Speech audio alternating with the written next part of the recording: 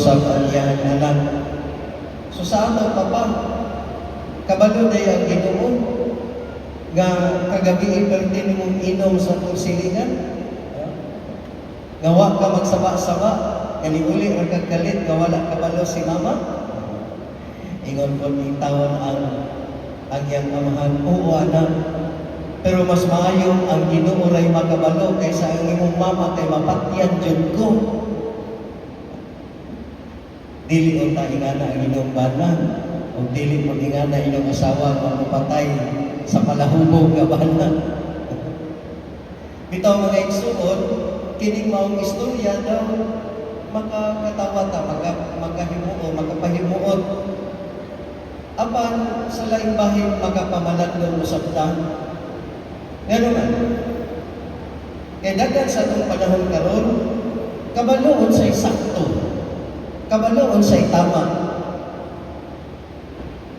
Pero,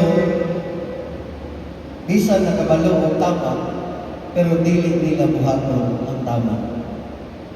Daghan na itong nakabalo kung sa'y tama, pero pag moingon ka ni buhaton ang tama, ambot o pila lang kabuo karong panahon na. Daghan ang kabalo sa'y maayo, pero mangita paghapon ang pagi ang makalusot na dili buhaton ang maayo. Daghan nining panahon karon ing anak.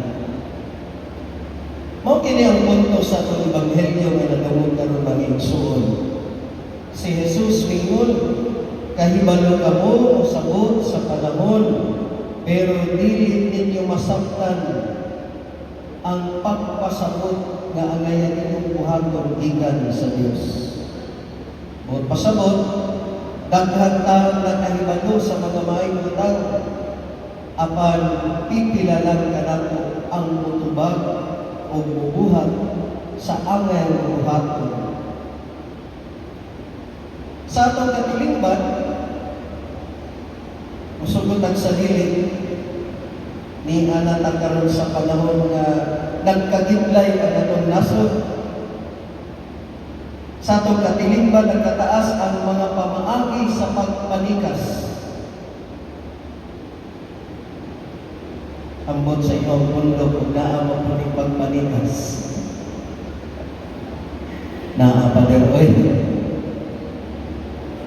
Nagkataas ang pamaagi sa pagpanikas. Sa negosyo, sa trabaho, sa relasyon, o bisan sa ginagmay ng mga transaksyon. Ang uban mayroon pa, normal naman ang paderoy. Nahimo din ang normal ang pagpanikas. Nahimong normal. Mga igsoon sa Jesus, nagpahinumdum ng nanong karon. Ang kahibalo nga walay paglihok o kamatuoran o maayo, way pulos. Nakabalantag mo sa itama, pero di tamang buhat sa itama, wa tay pulos.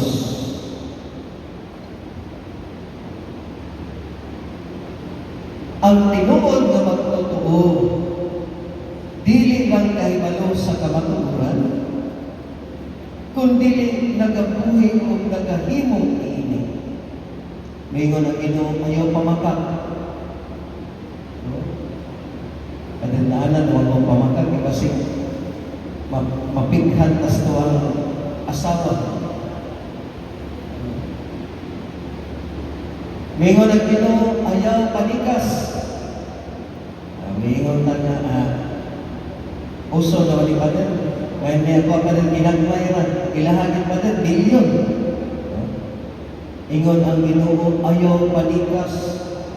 Bisag kung sa'y mahita ko, ayaw yung panikas. Bahalag ang imong mga kaila na nikas. Aron mahimok ang tao nga mapuslangon. Mapuslangon. Mga igsoon, nindot kayo na pamalandungan ang giingon ni Kristo sa atong ebanghelyo. Ang tinuod nga magtotoo dili lang kahibalo niini kamatuoran apan nagpuyo ug nagbuhat niini.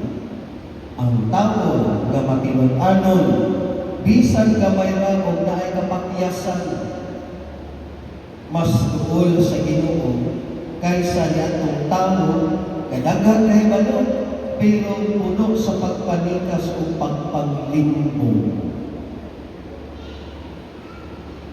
Nasayong ka, nangayon kang pasayo, duol ka sa Ginoo. Kaysa niadtong mga tao na dunay gahom, daghang kahibalo, pero hastang katikasanan, hastang kakurakutan, mga tao sila na walay ulos.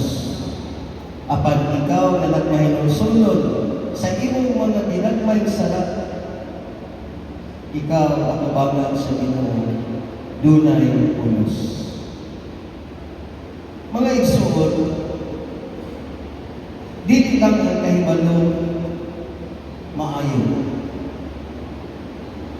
Ang kahibalo diha sa kaayo kinahanglan nga buhaton kini bisan walay nakakita, bisan walay pasidungog. Kay diha sa imong pagkamatinud-anon makita ang tinuod nga kahayag sa Ginoo sa imong kinabuhi. Usbonato, diha sa imong pagbuhat niining kaayo nga gimandog sa Ginoo, bisan walay nakakita, bisan wala ka gantihi niining imong kaayo, hinumdumi nga ang Ginoo kanunay nakakita sa imong maayong binuhatan.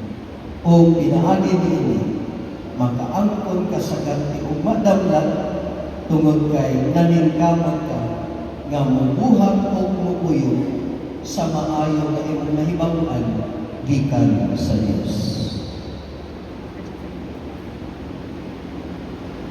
Palihog na